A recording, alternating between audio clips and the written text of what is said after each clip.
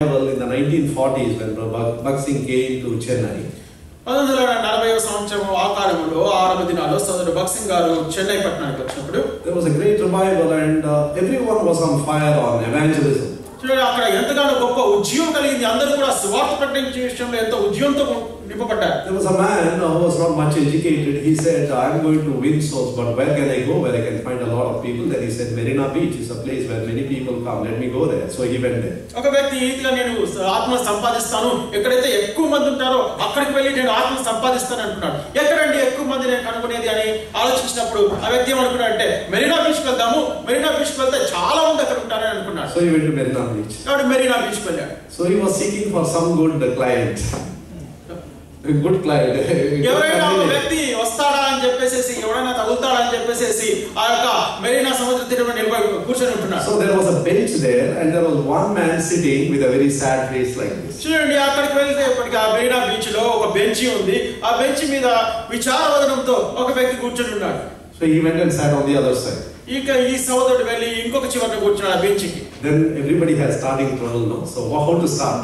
చూడండి అందరికీ కూడా సంభాషణ ఆరంభించాలంటే కొంత ఇబ్బందికరంగానే ఉంటుంది. కాబట్టి ఆలోచిస్తాను ఎలా మొదలు పెడదామా అని. So several options came to him, but he was not satisfied. And the more he was troubled, the more delayed he became. చూడండి అనేకమైనటువంటి ఒక ఏది సంభాషణ ఆరంభించాలనే దానికి అనేకమైన తలంపులు వస్తూ ఉన్నాయి. ఇది అనేకమైన తలంపులు వస్తున్నా కూడా ఇంకా ఎంతగానో ఇబ్బంది పడుతూ విచారణ పడుతూ వస్తాడు. And finally he says, what happened was, he said, if I am not going to share with him the gospel, what's going to happen?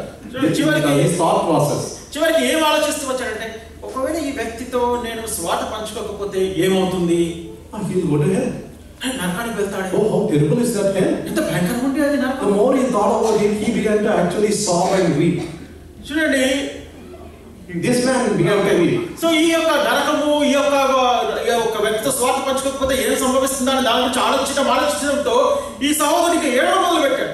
And now this attracted the other man. ఇప్పుడు ఈ సహోదరుడు ఏడుస్తున్నాడు కాబట్టి పక్కన ఉన్న వ్యక్తికి ఈ యొక్క వ్యక్తి వైపు మలచబడ్డాడు. So he turned and put his hand and said, "Why are you weeping? What is troubling you?" ఆ యొక్క విచారంతున్న వ్యక్తి సహోదరుని పట్టి, "అయ్యా నువ్వు ఎందుకు ఏడుస్తున్నావు?" అని అడిగాడు. సహోదరుడు He said, "I am weeping for you, sir." సహోదరుడు అన్నాడు, "అయ్యా నీ గురించి ఏడుస్తున్నాను" అన్నాడు. That was the shock of his life. చూడండి ఈ వ్యక్తి ఆశ్చర్యపడాడు. He said, "You are a total stranger and what makes you to weep for me?" నేనైతే నిన్ను ఎరగనే, నువ్వు నా గురించి ఎందుకు ఏడుస్తున్నావు అని అడిగాడు. And then he unfolded the whole story. He said, "Sir, I came all the way here and the moment I saw you, God laid a burden on my heart to tell you about Jesus Christ. I didn't have the courage to open up the subject. The more I thought of you, if you don't accept Christ, you are going to hell. That I know, sir. That's why I started weeping for you," he said. కాబట్టి ఆ సహోదరుడు ఏం చెప్తాడు, "అయ్యా నీతో తనకు జరిగిన విషయం అంతా కూడా చెప్పుకుంటూ వచ్చాను, స్వార్థ ప్రకటించడానికి వచ్చాను, నేను నిన్ను చూశాను, నిన్ను చూసినప్పుడు దేవుడు నాకు ఆనందించాడు, నీ గురించి ఆలోచిస్తుండగా నువ్వు రక్షణ పొందకపోతే ఏమవుతుంది, నరకానికి వెళ్తావు, వీటన్నిటి విషయాలు నేను ఆలోచించినప్పుడు ఎంతగానో నాకు ఏడుపు వచ్చేసింది. ఒక్క విషయం మటుకు నేను ఎరుగుతాను, అదేంటంటే నువ్వు ప్రభువుని అంగీకరించకపోతే నువ్వు నరకానికి వెళ్తావు, అది మటుకు నాకు తెలుసు అన్నాడు. Knowing the terror of the Lord, we pursue him. కాబట్టి ప్రభు విషయమైన భయం ఎరిగి మేము మనుషులను ప్రేరేపించుచున్నామంటాడు. And the third reason he gives in verse 14. ఇంక 14వ వచనంలో మూడో కారణం చెప్తుంటున్నాడు. He says the love of Christ constrains us. క్రీస్తు ప్రేమ మమ్మల్ని బలవంతం చేయించినది. Look at these powerful three motivations. చూడండి ఈ ప్రాముఖ్యమైన మూడు ఏవైతే ప్రోత్సహిస్తున్నాయో ప్రోత్సాహకరమైన మాటలు చూడండి. Being acceptable to the Lord, ప్రభువు యొక్క ఇష్టలుగా ఉండడానికి, knowing the terror of the Lord, క్రీస్తు యొక్క భయం లేని వారమై, and finally love of Christ. క్రీస్తు యొక్క ప్రేమ లేని వారు. Why do we share the gospel? ఎందుకండి సువార్త ప్రకటించేది? The basic bottom line is simply because we love Christ and the love of Christ has been filled into our hearts. దాని యొక్క మూల ఆధారం ఏంటంటే క్రీస్తు యొక్క ప్రేమ. క్రీస్తు యొక్క ప్రేమ మనలో ఉన్న కారణం చేత మనం సువార్త ప్రకటిస్తున్నాం. I find more than all the other reasons, this is the most important reason. అన్నిటికంటే కూడా అన్ని కారణాల కంటే కూడా ఒక ప్రాముఖ్యమైన కారణం ఇదే ప్రాముఖ్యమైన కారణం అని నేను అనుకుంటున్నాను. When I don't have real love for the Lord, I can never be a soul winner, I can never be a witness. ఈ క్రీస్తు ప్రభువారి గురించి నిజమైన ప్రేమ నాకు లేకపోతే నేను ఆత్మ సంపాదించేవాడిగా ఉండను, ప్రభువుని గురించి సాక్ష్యం ఇచ్చేవాడిగా ఉండను. Go into all the world, preach the gospel. We call it as a great commission, don't we? చూడండి సర్వలోకముకు వెళ్ళి సర్వ సృష్టికి సువార్త ప్రకటించడం అనేది గొప్ప ఆజ్ఞగా మనం పరిగణిస్తాం, అంతే కదండి? that we find in Matthew 28:19. మత్తయి సువార్త 28:19 మనం చూస్తున్నాం. But before this great commission, there is a great commandment. Matthew 22:38, love your neighbor as yourself. చూడండి, ఈ యొక్క గొప్ప పని మనకి ఆయన ఇచ్చేదానికంటే ముందు గొప్ప ఆజ్ఞ ఉంది మత్తయి సువార్త 28 అధ్యాయంలో. అదేంటంటే నీ యొక్క పొరుగువాన్ని నీ వల్ల ప్రేమించు, నిన్ను వల్ల నీ పొరుగువాన్ని ప్రేమించు. 37, you love the Lord with all your heart, and then comes this verse, you love your neighbor as yourself. చూడండి, దాని తర్వాత ఈ యొక్క పని ఏదైతే సర్వసృష్టికి స్వార్థ ప్రకటించే దానికంటే ముందు ఈ యొక్క నిపుణుడితో నీ దేవుడిని ఎవరిని ప్రేమించు, దాని తర్వాత ఈ యొక్క పొరుగువాన్ని నిన్ను వల్ల ప్రేమించు. I think without obeying the great commandment, we cannot obey the great commission. జాగ్రత్తగా గమనించండి, ఈ యొక్క గొప్ప ఆజ్ఞకు లోబడితేనే తప్ప ఈ యొక్క గొప్ప పనికి మనం లోబడలేం. Now, a person who does not love others, who does not have a concern with others, can never be a soul winner, can never be a witness. ఏ వ్యక్తి అయితే ఇతరుల పట్టింపు కలిగి ఉండడో, ఏ వ్యక్తి అయితే ఇతరుల ప్రేమ కలిగి ఉండడో, ఏ మాత్రం సాక్షి చెప్పేవాడుగా ఉండలేదు. Not only in soul winning, Christ also emphasized the need for the love for Christ as the basic qualification for serving in the body of Christ. ఇప్పుడు యొక్క సాక్ష్యం ఇచ్చే విషయంలో ఆ సాక్ష్యం ఇవ్వడమే కాదు, కానీ దేవుని యొక్క శరీరంలో ఆ యొక్క సేవ చేయడంలో క్రీస్తుని గురించిన ప్రేమ అనేది మూలాధారమైందని ప్రభువు చెప్తున్నాడు. We know the conversation in John 21 between Peter and Lord Jesus. యోహాను సువార్త 21వ అధ్యాయంలో ప్రభువు యేసుక్రీస్తు వారు దాని తర్వాత పేతురు మధ్యలో ఉన్నటువంటి సంభాషణ మెరుగుదు. 3 times the Lord asked, "Do you really love me more than all these?" వీరందరికంటే నువ్వు నన్ను ఎక్కువగా ప్రేమిస్తావా పేతురు అని ప్రభువు వారు ముమ్మారు అడిగారు. And then the Lord, he gave the answer. He says, "If so, then you feed my lambs and you feed my sheep." దాని తర్వాత ప్రభువు వారు ఏమన్నాడు, నువ్వు నన్ను ప్రేమించినాడు, నా యొక్క గొర్రెలను నా యొక్క మందను మేపుమని. Quickly, I want to tell you 3 things that I can infer from this whole conversation. ఈ యొక్క సంపూర్ణమైన సంభాషణ నుంచి 3 ప్రాముఖ్యమైన విషయాలను చెప్పాలనుకుంటున్నాను. Firstly, మొట్టమొదటిగా, the greatest qualification in Christian service is not eloquence, it's not Bible knowledge, it's not experience, it's love for Christ. చూడండి, క్రైస్తవ సేవలో అన్నింటిలో క్రైస్తవ జీవితంలో గొప్ప ఉన్నతమైనటువంటి అర్హత ఏదో అనర్గళంగా మాట్లాడటమనో లేకపోతే బైబిల్ జ్ఞానం ఎక్కువగా తెలుసుకోవడం అనేది కాదు, కానీ క్రీస్తు యొక్క ప్రేమ. Secondly, రెండవదిగా, God will not commit his sheep into the hand of the one whose love he doubts.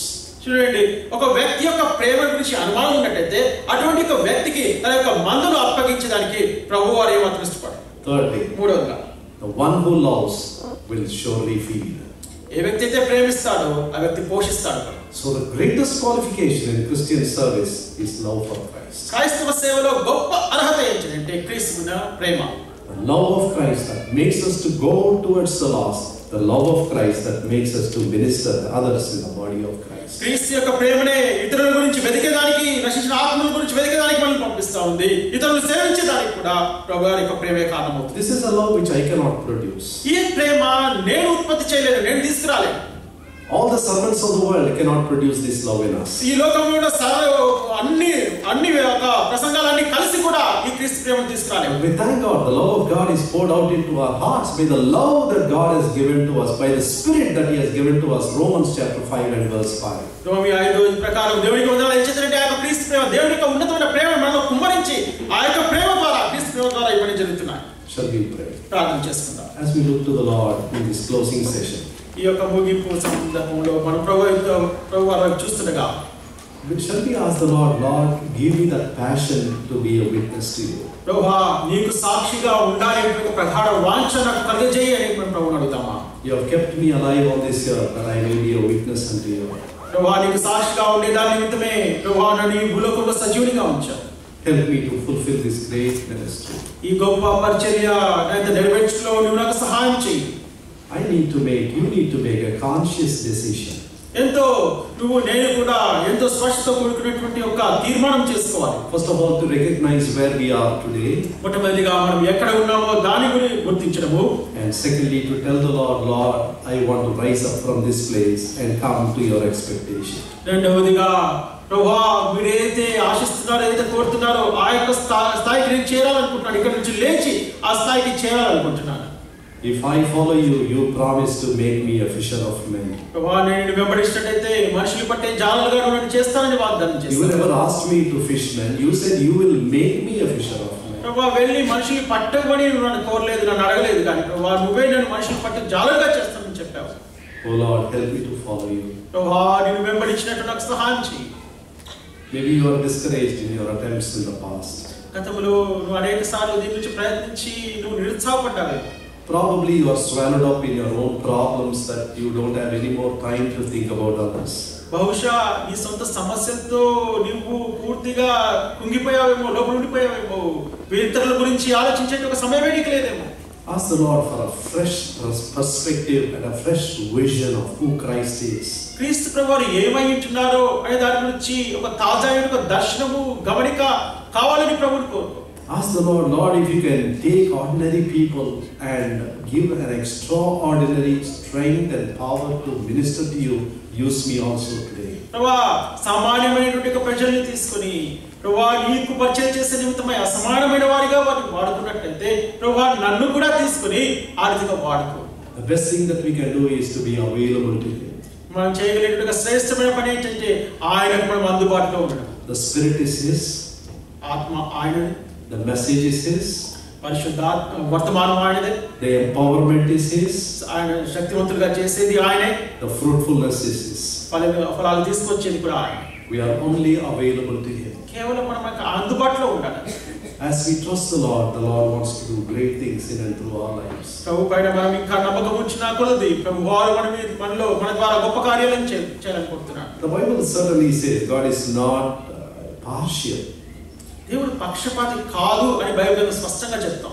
He does not want just to use an elite few, a select few, and make them great soul winners, while some of us are sitting on the sidelines and watching others do it.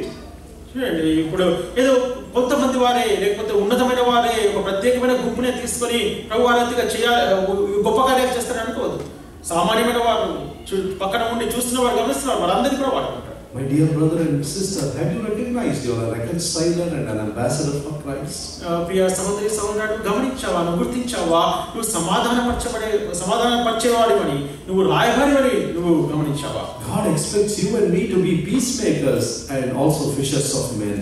నేను సమాధానపరిచేవాడిగా, సమాధానం తీసుకొచ్చేవాడిగా, అంతేకాకుండా మనుషుల పట్ల జాగ్రత్తగా ఉండాలని ప్రభు కోరుతున్నాడు. We are expected to be prophets unto God. ప్రభువునకు ప్రవక్తలుగా ఉండాలని ప్రభువు ఆశిస్తున్నాడు.